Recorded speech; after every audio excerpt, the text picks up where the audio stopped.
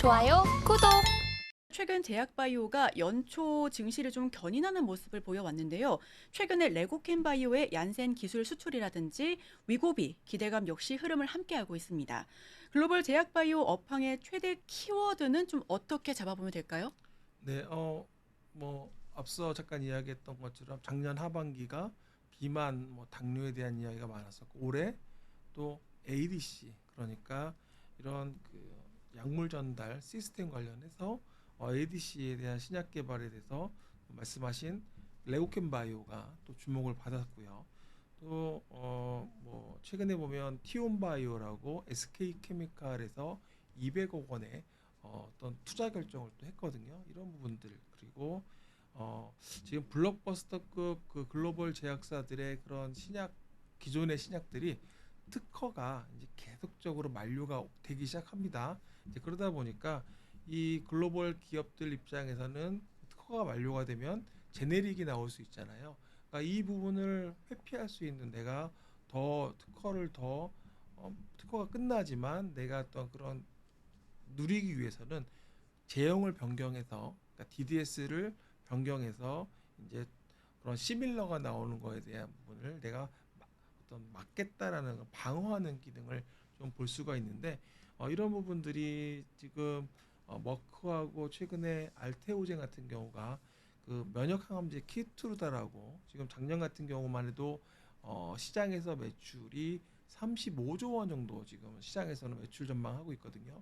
키투르다는 뭐 이런 폐암부터 자궁 내막 암부터 다양한 암종의 적응증을 가지고 있는 그러한 면역 항암제인데요. 이를 그 SC 제형 그러니까 기존의 그 정맥 주사에서 피하 그런 피하에 할 수 있는 그런 부분으로 바꾸겠다라는 부분이라서 지금 시장에서는 그런 부분들이 계속적으로 제형 변경에 따른 어떤 특허가 만료된 부분에 있어서 연장하는 역할을 할 수 있는 그런 부분들로 지금 작용을 하고 있다 이렇게 보고 있고요. 그래서 전체적으로 본다면 ADC, 당뇨 비만 치료제에 대한 부분들, 이 부분들이 장기 지속형, 특히 당뇨나 비만 치료제 같은 경우가 특히 계속적으로 주목되고 있는 이유는 비만 같은 경우도 이제는 시장에서 질병으로 이제 인식을 하거든요. 그리고 그 시장 가치도 워낙 앞으로 커질 것으로 좀 보고 있거든요. 그래서 이런 부분들이 올해는 역시 가장 큰 이슈가 되지 않을까 이렇게 보고 있습니다. 네, 말씀 잘 들어봤습니다. 근데 황반변성 치료제 아일리아 특허 만료 같은 경우에도 정말 이야기 많이 흐름을 탔었는데 이와 관련해서도 추가적으로 듣고 싶어요. 네, 아일리아 같은 경우는 사실은 그쪽에 회사들이 지금 삼천당 제약도 있고요. 그래서 네. 이쪽에 대해서 바이오시밀러 그러니까 관련해서도 있고 그리고 또그 많은 회사들이 좀 준비를 하고 있습니다. 그래서 이 시장 자체가 앞으로 어떻게 될지가 되게 중요할 것 같은데요. 좀 5월 정도 좀 특허가 만료가 예정되어 있고 이에 따라서 거기에 준비하고 있는 국내 제약사들이 말씀드린 삼천단 제약이 가장 시장에서 많이 언급이 되고 있는 회사 중에 하나고요.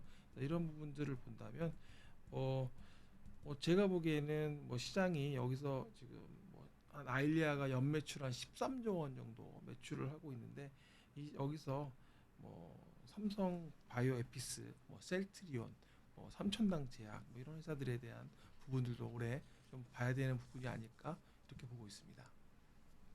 네, ADC, 비만, 면역, 특허 만료, 기술 수출 이렇게 키워드를 좀 잡아보면 될 것 같은데요. 자, 그렇다면 여기서 현재 선두를 달리고 있는 국내 기업 탑픽은 어딜 좀 꼽아주실까요? 올해 최근에 좀 가장 이슈가 됐던 거는 셀트리온이 이제 3사가 합병을 네. 하잖아요. 먼저 지금 셀트리온과 셀트리온 헬스케어가 합병을 했고 그리고 이제 셀트리온 제약까지 합병을 하게 되면 셀트리온에 대한 지금 증권사들은 올해 1분기 실적에 대한 부분을 좀 보고 있는 것 같고요.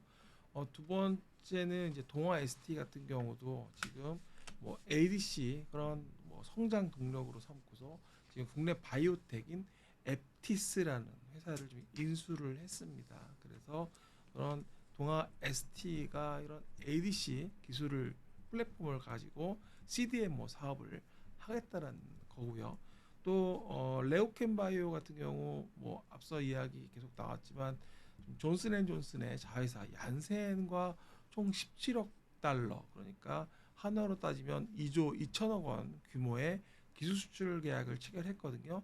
국내 제약사의 어떤 그동안의 체결한 계약 규모 중에 가장 큰 최대 규모입니다. 그래서 이런 부분들이 결국에는 향후에 ADC라는 그런 부분들이 차세대 기술로 시장에서 확실히 인정을 받고 있고, 국내 기업 중에 레오켄바이오가 하나의 그 중에서 좀 앞서 있는 게 아닌가라는 생각을 좀 하게 되고요.